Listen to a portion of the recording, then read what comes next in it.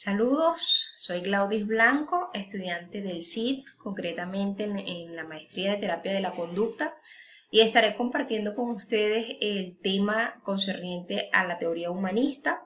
Para mí es un placer llegar a través de este medio y espero que lo que pueda compartir les pueda ser de provecho. Cuando hablamos de la teoría humanista, hablamos de dos personajes que son sumamente importantes.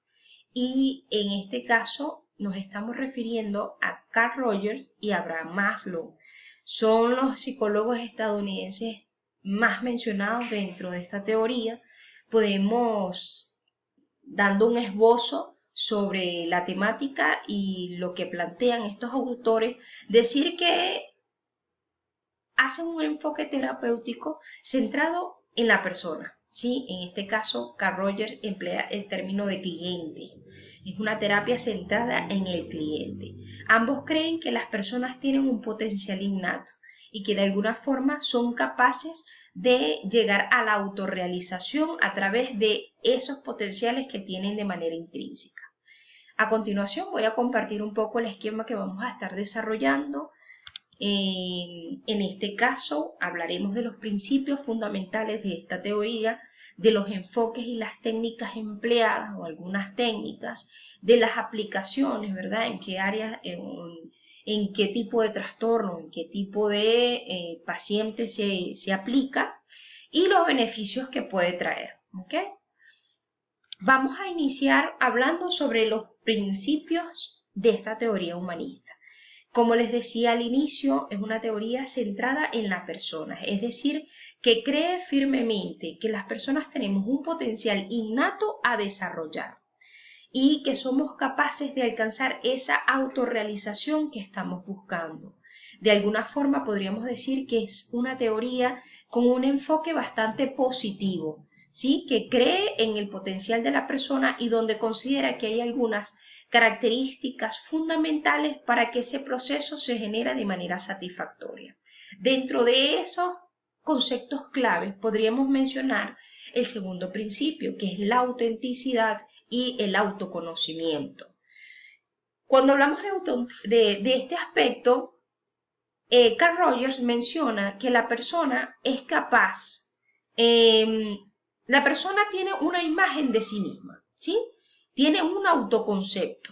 Y aquí es bueno diferenciar entre esa capacidad de reconocer, de valorar cómo se percibe a sí misma y luego de hacer un análisis sobre esa percepción. En este aspecto, él habla de que es importante que haya una coherencia entre el yo real y el yo ideal para poder llegar a esa congruencia que es lo que genera de alguna forma el equilibrio en la persona. Él indica que incluso algunas personas que tienen algún tipo de trastorno, que tienen ciertos conflictos, muchos parten de la incongruencia entre el yo real, que es lo que soy, ¿ok? Y el yo ideal, que es lo que quiero ser. Entonces, él indica que en la medida en que haya más congruencia en ambos yo, la persona es mucho más funcional, ¿ok? ¿Y qué es lo que permite la autenticidad? Que de alguna forma la persona no deje de ser ella misma, ¿ok? También habla de la importancia de la relación terapéutica. En este caso menciona que es fundamental que el terapeuta genere un espacio de empatía, que genera de alguna forma esa confianza en el cliente para que él pueda abrirse al proceso y hacer consciente lo que ocurre tanto en pensamiento como en experiencias y emociones. El libre albedrío de alguna forma ayuda o que la persona sea consciente de lo que acontece en el aquí y en el ahora. Es una teoría que se centra en el presente, sin irnos al pasado y sin desbocarnos en el futuro, sino ubicarse en el aquí y el ahora, reconociendo cuáles son los pensamientos existentes, cuál es la propia experiencia vivida, qué sentido le doy a esa experiencia y cómo yo vivo a partir del aquí, del presente. Y en base a eso, a través de la creatividad, voy desarrollando esas cualidades, esas metas que yo mismo me trazo como persona. Hablamos también del crecimiento personal, porque dice que esto es parte del desarrollo y es permanente, pero de alguna forma inicia a través de esa potencialidad innata que tiene el cliente.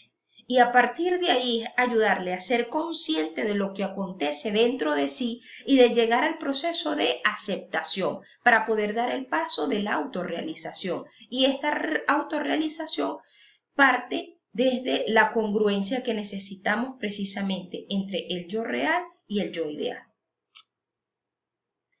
Dentro de los enfoques comunes o asociados a esta terapia humanista, tenemos la terapia gestal, que también se centra en el aquí, en el ahora, en el presente, en esas experiencias del presente.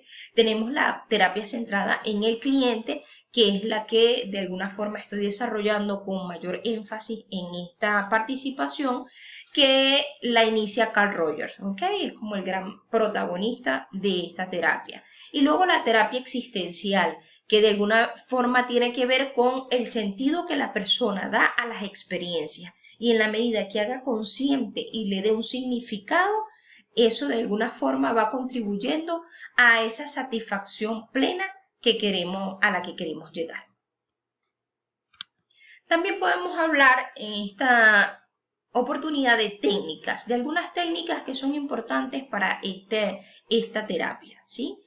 Y una de ellas es la escucha activa. Es importante que el cliente, voy a emplear el término de Carl Rogers, que es cliente, la relación cliente-terapeuta, que sea, además de la empatía, centrada en la escucha activa, donde de alguna forma el cliente sienta, perciba que tiene importancia lo que comparte y generarle el espacio propicio para que la persona pueda abrirse a la experiencia. Y esto es fundamental. Para eso es importante hacer esa toma de conciencia, pero también brindarle el espacio de escucha, de empatía y de comprensión.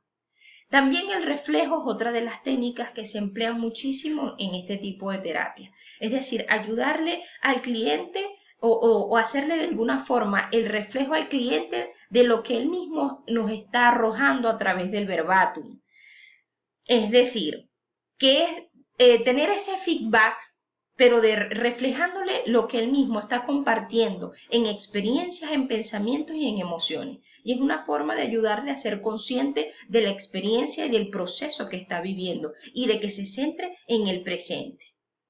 También hay ejercicios de conciencia que ayudan precisamente a esta toma de, valga la redundancia, de conciencia, de saber qué es lo que ocurre dentro de mí, de darle nombre a lo que ocurre dentro, de darle nombre a esa experiencia que tal vez ha marcado la vida y que detrás de ella hay todo un sistema de creencias que también involucra emociones. Entonces, hacerlo consciente y hacer ese ejercicio de manera continua para de alguna forma vivir aterrizados en el hoy. Hay otro aspecto importante que además del reflejo tiene que ver con la ayuda que la persona se haga consciente o entre en el proceso de actualización, de autoactualización. ¿Qué aspectos son importantes en el proceso de autoactualización? Primero, Carl Rogers propone 5 aspectos importantes. El primero para ese proceso de autoactualización es la apertura a la existencia. Es decir, que la persona sea capaz de aceptar y tomar conciencia de lo que ocurre tanto a su alrededor como dentro de sí mismo, hasta llegar a un proceso de aceptación, reconociendo inclusive pensamientos y emociones. ¿Dónde estoy? Estoy en el aquí. ¿Qué emociones me están acompañando? Darle nombre a esas emociones, validar la emoción. El segundo aspecto para ese camino de autoactualización es el estilo de vida existencial. Es decir, darle sentido a lo que se va viviendo en la experiencia, darle significado.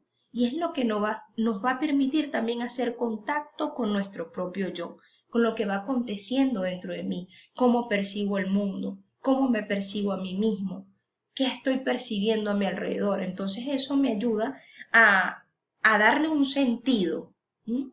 Y a no dejar que pase de largo desde la inconsciencia. Aquí también se ve, de alguna forma toca el aspecto subjetivo. Entonces, desde esa subjetividad es importante saber hacia dónde me conduce y darle un sentido a lo que va aconteciendo dentro de mí. El tercer aspecto es la confianza en sí mismo. Y esto está relacionado a lo que mencioné anteriormente, que es cómo me percibo yo. ¿Mm?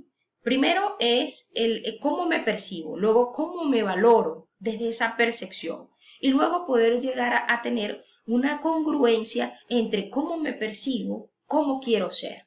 ¿Mm? Luego él habla de la creatividad.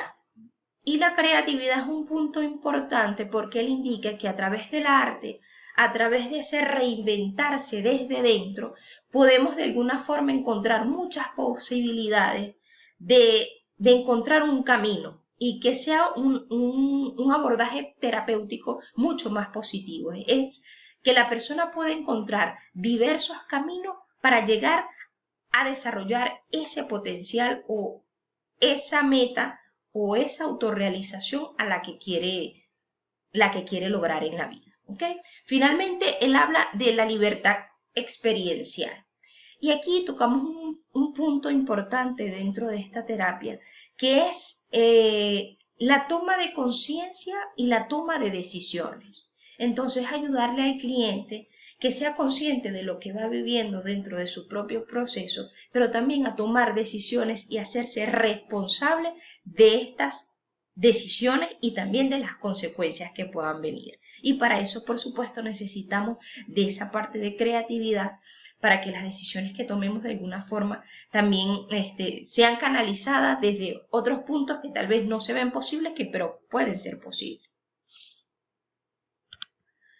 También en esta próxima diapositiva vamos a hablar sobre las aplicaciones. ¿En qué casos generalmente se ha aplicado esta terapia cognitiva? Hablamos de la ansiedad, se ha aplicado en pacientes que son muy ansiosos, entonces de alguna forma el estar en el aquí y el ahora ayuda a centrarse en la propia experiencia del presente y no a perderse en el futuro, ¿no? de lo que no ha acontecido, sino ser consciente y caminar desde el hoy. También en pacientes con depresión, al ser un enfoque bastante positivo, ayuda como a tomar conciencia de cuáles son los recursos innatos internos que tengo yo de mí mismo, ¿no? Que la persona tiene de sí mismo. Por supuesto es muy útil para personas con problemas de autoestima porque se trabaja también la autoimagen, el autoconcepto, esa capacidad que tenemos para llegar a la autorrealización y que es posible con eso que yo tengo y que me va a servir dentro del propio proceso. También en dificultades en relaciones interpersonales. Nos ayuda o estimula de alguna forma el contacto con el otro, el superar esas adversidades que pueden estar muchas veces bloqueadas precisamente por una percepción de sí mismo que no contribuye al avance, ¿no? Que no permite seguir adelante y encontrar nuevos caminos. Y por supuesto en la búsqueda de sentido y de propósito, porque es una teoría que le da mucho énfasis a la existencia, a la importancia de darle sentido a lo que va viviendo la persona, a lo que va aconteciendo, a tomar conciencia de lo que sucede tanto alrededor como dentro de sí mismo y de alguna forma darle una valoración a esa experiencia que de alguna forma marca la vida y que puede servirme para futuro. Finalmente, podemos hablar de los beneficios de esta teoría, quise sintetizarlo en esta lámina, y es que de alguna forma fomenta el crecimiento personal y las relaciones saludables, por todos los aspectos que he mencionado anteriormente, porque parte de principios que me ayudan tanto en la conexión del aquí y del ahora, como en mis propias capacidades y en la forma de poder llegar a esos objetivos dando un sentido profundo y llegando a la congruencia entre el yo real con el yo ideal. También mejora todo lo que tiene que ver con la parte de la autoestima, ¿sí? Cómo me percibo, el autoconcepto,